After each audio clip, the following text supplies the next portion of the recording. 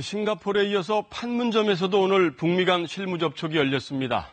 숨가쁘게 돌아가고 있는 북미 양측의 회담 준비 상황을 차분히 짚어보도록 하겠습니다. 이 자리에 정치외교부 박경호 기자 나와 있습니다. 박 기자. 네. 뉴욕, 싱가포르, 판문점, 이 동시다발적으로 실무 접촉이 열리고 있는데 그만큼 논의할 내용이 많다는 것이겠죠. 네, 할 얘기는 많은데 시간이 많지 않습니다. 예정대로 12일 날 열리려면, 다음 달 12일 날 열리려면 2주일도 채 남지 않았는데요. 트럼프 대통령과 김정은 위원장 모두 박차를 가하고 있는 모양새입니다. 네, 거기 장소별로 논의하는 내용이 다 다를 텐데 간략히 정리를 좀 해주시죠. 지도를 한번 보실까요? 일단 싱가포르에서는 김창선 부장과 조 헤이긴 부비서실장이 의전과 경호를 담당하고 있습니다. 둘 다 경험이 많은 의전 전문가인데요. 그 4.27 정상회담 때 그 장면이 혹시 기억나실 겁니다. 그 김창선 부장이 김정은 국무위원장과 문재인 대통령을 뒤따라가는 김영철 부위원장의 손을 잡아끄는 모습이 있었거든요. 그렇죠. 네. 그러니까 김정은 위원장의 신변에 관해서라면 북한에서 가장 권한을 많이 갖고 있다. 이렇게 볼 수가 있습니다. 네. 사실 싱가포르의 쟁점은 김정은 위원장의 신변 보호입니다. 그런데 이 부분에 대해서는 크게 쟁점이 없을 것 같고요. 결국에는 일종의 메인 이벤트라고 볼 수 있었던 건 판문점 판문점 회담인데요. 이 부분에 대해서는 한번 제가 이 키워드를 한번 설명을 해드리겠습니다. 한번 같이 보시죠. 성김 필리핀 주재 미국 대사, 그다음에 최선희 북한 외무성 부상이네요.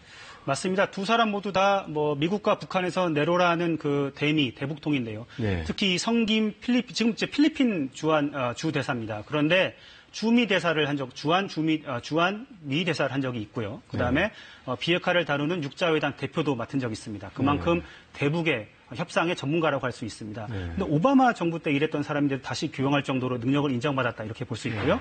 현 국무부 라인에서는 사실상 유일하게 대북 협상 경험을 갖고 있는 고위 인사다 이렇게 볼 수가 있습니다.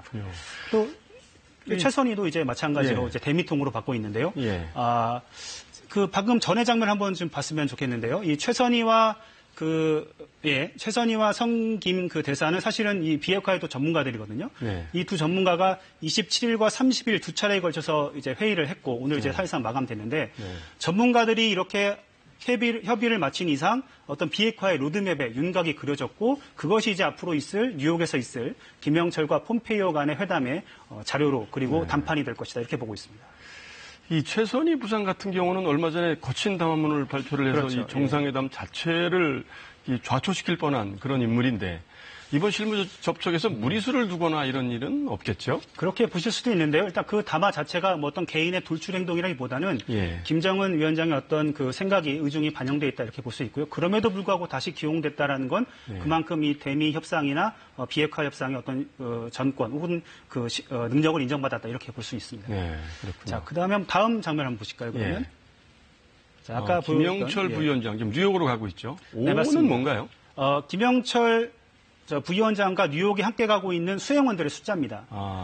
이 면면을 좀 보면 예를 들어서 김성애라는 인물인데 김성애라는 인물은 김여정 부부장의 방남 때도 수행을 했던 인물입니다. 그러니까 혹시 이런 정상회담의 국면에서 김여정 부부장의 행보와 뭔가 연관이 있지 않느냐 이런 추측이 조심스럽게 나오고 있고요. 또 김주성이라는 인물도 있습니다. 이 사람은 유엔에서 북한의 인권을 대변했던 사람입니다. 그리고 또 최강일은 현재 그 대미 실무를 맡고 있는 간부입니다. 자, 다음도 한번 보겠습니다. 협상 내용에 대한 내용이죠. CVID는 많이 들어봤던 용어고 CVIG는 좀 생소하네요. 네, 맞습니다. 설명을 좀 해주시죠.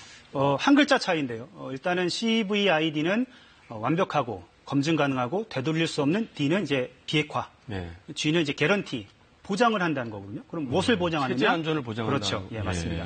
폼페이오 국무장관이 상원에 출석해서 한 말인데요. 사실 북한은 지금 민주주의 국가에서 선거나 이런 걸 통해서 행정부가 바뀔 때마다 정책이 바뀌는 걸 좀 우려를 하고 있거든요. 그러니까 의회의 승인을 받아서 되돌릴 수 없는 어떤 의회의 승인이 필요한 법령이나 조약 수준의 체제 보장을 원하는 것이다. 이렇게 볼 수가 있습니다.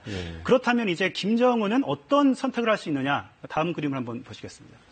한반도 비핵화. 네, 맞습니다. 그 한반도 비핵화를 해야 되는데 선제적으로 핵물질이냐 핵무기냐 이것을 이제 반출하는 것을 지금 논하고 있다 이렇게 얘기가 나오고 있는데 문제는 그럼 어떤 거를 얼마나 언제까지 반출할 거냐 이게 쟁점입니다. 그래서 김영철과 폼페이오의 만남이 지금 주목을 끌고 있는 이유고요. 여기서도 못 푼 문제가 있다. 그렇다면 싱가포르에서 두 정상이 머리를 맞대고 풀어야 합니다. 박경호 기자 오늘 설명 잘 들었습니다.